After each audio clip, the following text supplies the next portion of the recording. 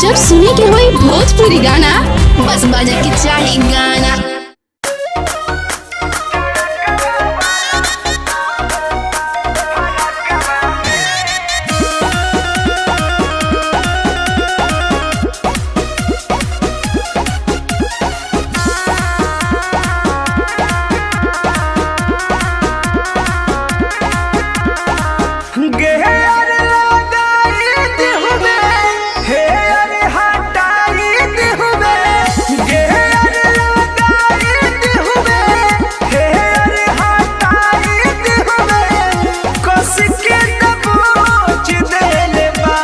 सखी टड़कवा वाला फरकवा में पोछ देले बा।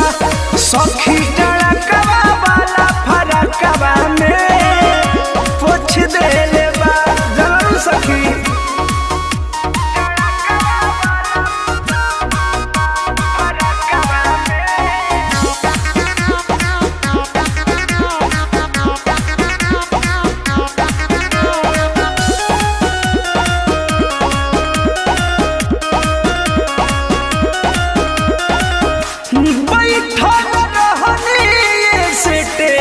भीड़ सट के लगल चुआवे मोबिल हमरा के पलट के।